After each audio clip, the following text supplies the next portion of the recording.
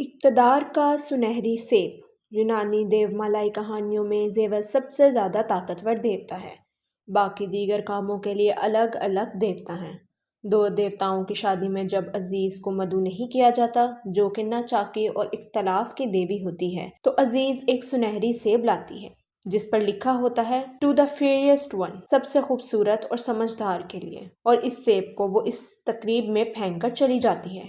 یہ سب جب ہیرا ایتھنا دیکھتی ہیں تو ان میں سے ہر کوئی یہ چاہتا ہے کہ سیب اس کو ملے۔ جب یہ سیب لے کر زیوس کے پاس جاتے ہیں کہ وہ فیصلہ کرے کہ یہ سیب کس کو ملنا چاہیے، تو زیوس ان سب کے اختلاف سے بچنے کے لیے یہ کہتا ہے کہ ٹروئے کا شہزادہ پیرس جو فیصلہ کرے گا وہی اس کا فیصلہ ہوگا۔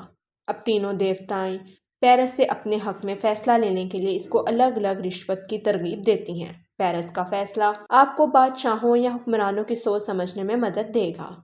ہیرا اسے لالچ دیتا ہے کہ میں تمہیں سب سے عظیم سلطنت کا بادشاہ بنا دوں گی۔ ایتھنا اسے لالچ دیتی ہے کہ وہ اسے سیب سے عقل مند اور سمجھدار بنا دے گی، اور ایفروڈائٹ اسے لالچ دیتی ہے کہ وہ دنیا کی سب سے خوبصورت عورت کو اس کے عشق میں مبتلا کر دے گی، یوں اسے دنیا کی سب سے خوبصورت عورت حاصل ہو جائے گی۔ پیرس سوچتا ہے کہ ٹرائے تو ویسے بھی میرا ہے اور برے ملک لے کر بھی میں کیا کروں گا، بادشاہ کو سمجھدار ہونے کی کیا ضرورت ہے، بس اس کے وزیر اور مشیر کو سمجھدار ہونا چاہیے، اور یوں وہ فیصلہ ایفروڈائٹ کے حق میں دے دیتا ہے اور اسے ہیلن حاصل ہوتی ہے جو کہ اس وقت دنیا کی خوبصورت ترین عورت ہوتی ہے۔ ہیلن اس وقت مینیلاؤس کی بیوی ہوتی ہے جو کہ اسپارٹا کا بادشاہ ہوتا ہے، اور پیرس اس کی بیوی کو بھگا کر اپنے ساتھ اپنے ملک ٹرائے لے آتا ہے، اور اس کے نتیجے میں ٹروجن جنگ ہوتی ہے جس کو فلم ٹروئے میں دکھایا گیا ہے۔ اس سے آپ کو یہ اندازہ تو ہو گیا ہوگا کہ کسی دوسرے کی بیوی کو ورگلانے اور بھگانے کی ریت کوئی نئی نہیں، اور یہ صدیوں سے جاری ہے۔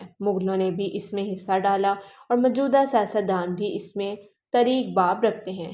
طریق باب اس لیے کہ روشن باب تو اس میں ہو ہی نہیں سکتا۔ یہ واحد موقع ہے کہ دن دگنی اور رات چگنی والی مثال حسب موقع حسب حال بھی ہے اور تکنیکی لحاظ سے درست بھی۔ اگر آپ کو اس پر یقین نہ آئے تو یحییٰ خان کے دور کی کہانیاں پڑھ لیجئے۔ یحییٰ خان کے قریبی ساتھی ابوبکر عثمان کی کتاب بمبئی سے GHQ تک خاصی چشم کشا ہے۔ دور تو اور بھی بہت آئے، ایک غریب جنرل رانی ہی بدنام ہوئی، ورنہ ملکہ تو بہت تھیں، نور بھی بہت تھا اور جہاں بھی بہت تھے۔ باقی نام لکھے نہیں جا سکتے کیونکہ زیادہ تر حیات ہیں، پر حیات تو کسی نہ کسی پہ تو کامل یقین ہے کہ وہ سب تاریخ میں اپنا اپنا حصہ ضرور پائیں گے۔ پاکستان کی سیاست سمجھنے کے لیے آپ کو کوئی افلاطون ہونے کی ضرورت نہیں، بس صرف آنکھوں کا کھلا ہونا ضروری ہے، مگر بدقسمتی سے ہماری قوم کی آنکھیں گزشتہ 70 برسوں سے بند ہیں، اور اب بھی ان کا اسے کھولنے کا کوئی ارادہ یا خواہش نظر نہیں آتی۔ ہمیشہ چناؤ کے موقع پر نعرے بجائے جاتے ہیں، مگر عوام ہے کہ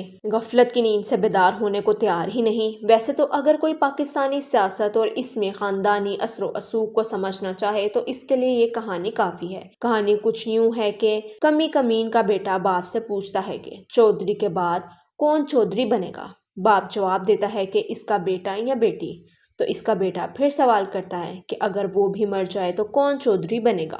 اس دفعہ باپ سوال سمجھ کر جواب دیتا ہے کہ چاہے سارا گاؤں مر جائے پر تو چودھری نہیں بن سکتا، اور اب تو بیٹے کو بھی یقین ہو گیا ہے کہ چاہے میں ساری عمر محنت کرتا رہوں، وزیر شزیر تو شاید بن سکتا ہوں پر چودھری کبھی نہیں بن سکتا۔ نیا چودھری ہمیشہ کی طرح چودھری ہی کے خاندان سے آئے گا یا آئے گی، اور یہی پاکستان میں اقتدار یا جمہوریت کی حقیقی کہانی ہے۔